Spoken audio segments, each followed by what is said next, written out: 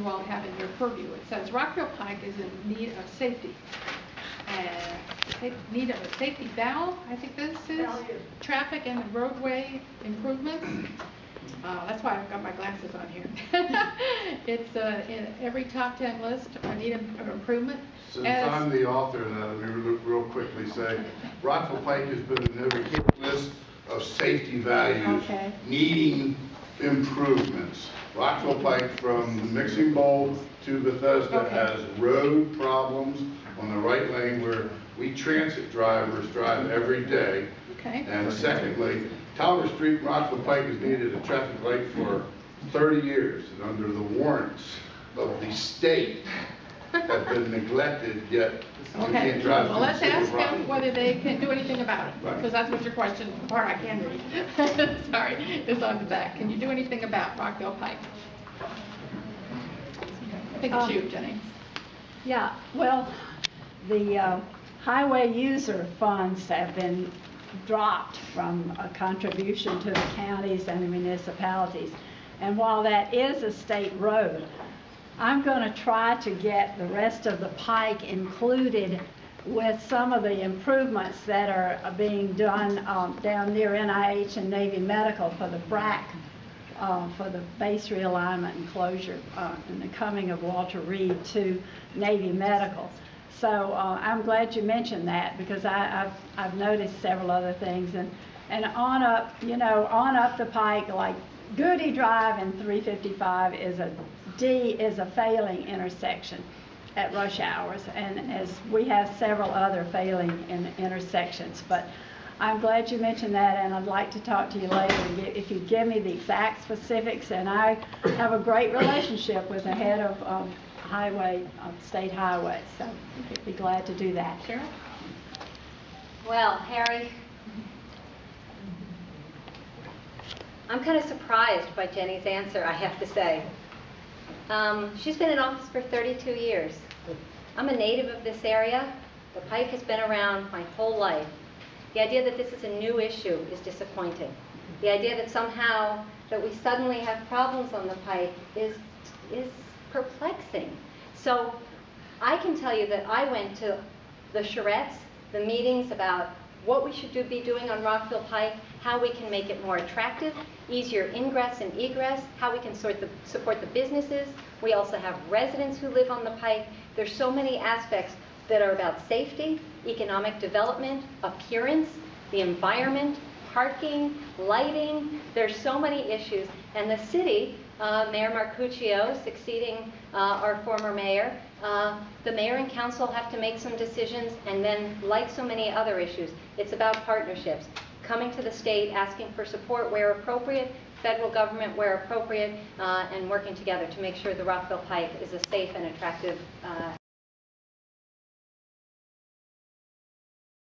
question. This says, what can either of you tell us about the Republican opponent one of you will face in the general election? Mr. Adolph Theo Owen Williams II. And I believe you start, right? Sure.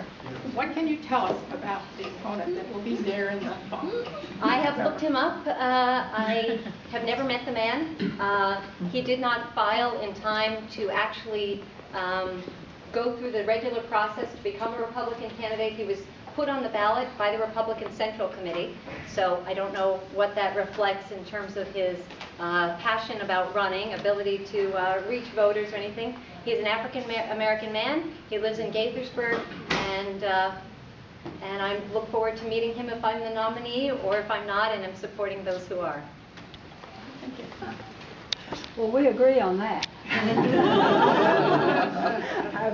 I've just heard about him and asked some people in Gaithersburg about him, and likewise. But, you know, I think it's interesting that when I ran for office many, many years ago, I think a lot of people didn't know who I was. And I think that, you know, it was interesting to have an opportunity to run for office, and I think that it'll be interesting to see what happens when we have this after this next election in September and on to November. So I'm looking forward to meeting him as well. The geographic gap in District 17 between jobs and affordable housing. And I think you're number one this time.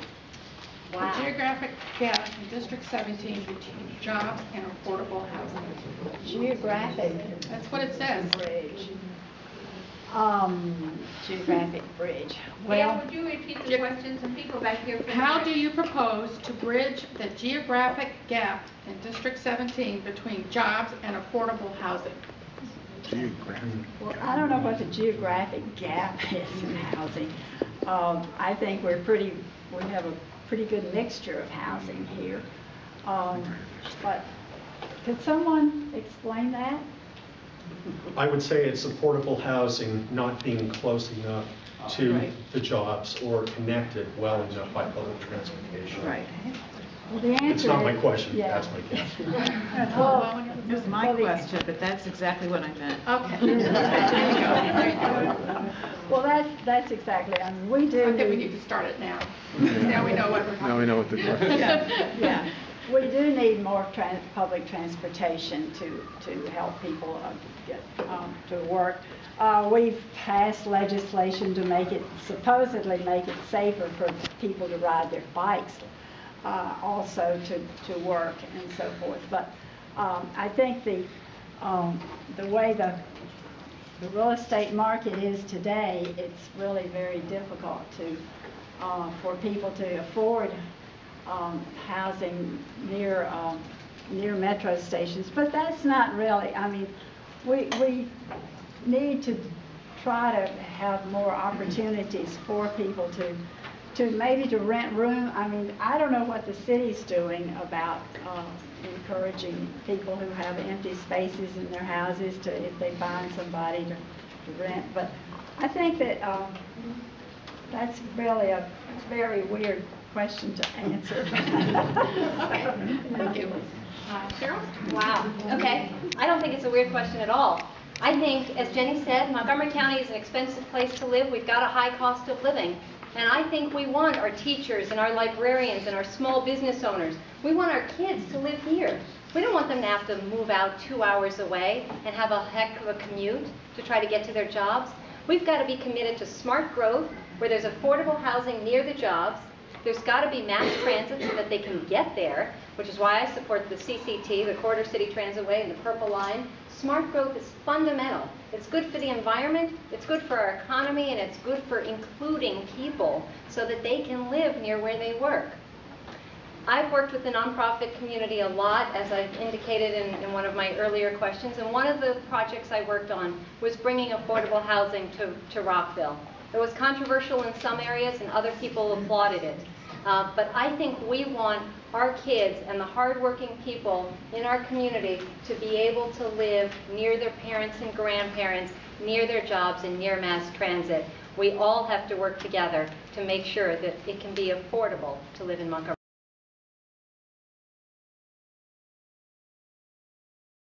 For Cheryl, which My lucky follows day. up sort of on what we just did here. And I just read these, remember this. You constantly refer to age when you compare your skills with that of Senator Jennie Forehand. Do you feel that senior citizens with experience and wisdom can continue to make contributions to our community and the state?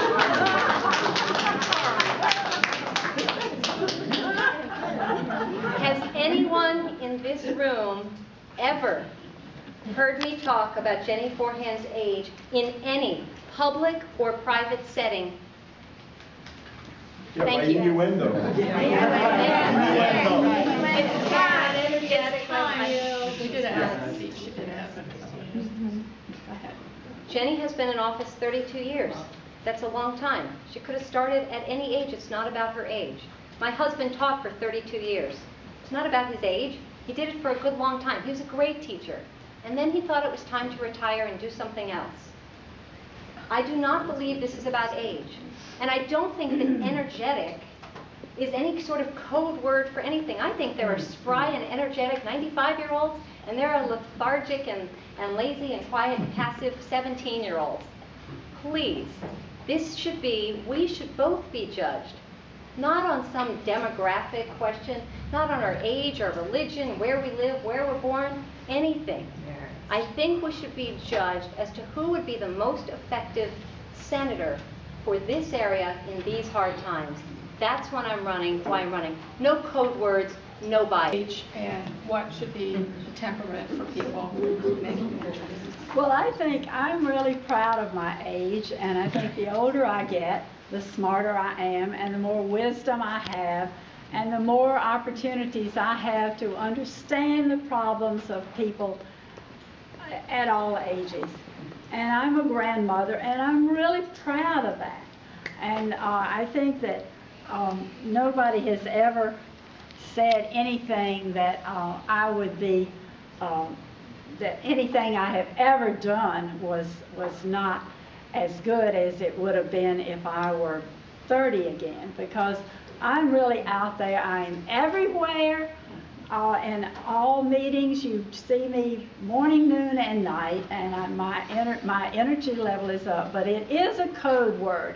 And 4 years ago, there was a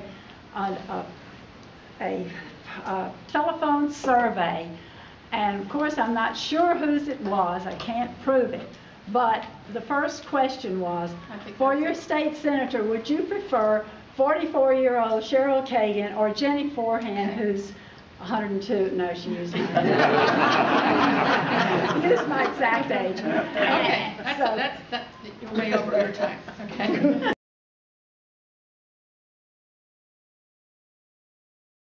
So we're going to go with one that hopefully will not be as contentious as that last one was. All right. This is the last question. Do you think the Maryland Assembly should convene a constitutional convention to update our governing document?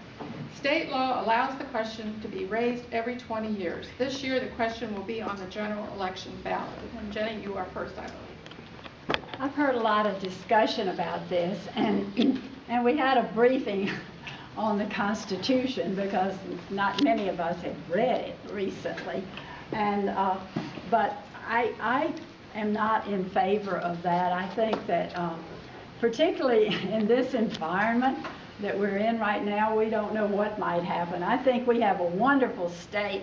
I think this state is more progressive than so many others, and I don't want us to run the risk of tearing that down.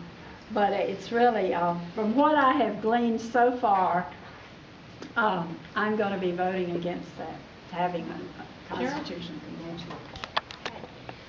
Like Jenny, I have fears as to what sort of can of worms gets opened when you bring a bunch of people into a process. There isn't enough accountability. Legislators and the governor are elected publicly in a democratic form. Legislation is considered. Yes, it's been equated to making sausage, but it can be a little ugly, but it's done primarily in public. We should have an assessment of our state's laws. We should be updating our statutes through the open and democratic process. The Constitutional Convention is an idea that concerns me. But as the questioner indicated, it will be on the ballot. It is required to be on the ballot every 20 years, and it is something that we should carefully consider. I think it's better to make any changes through the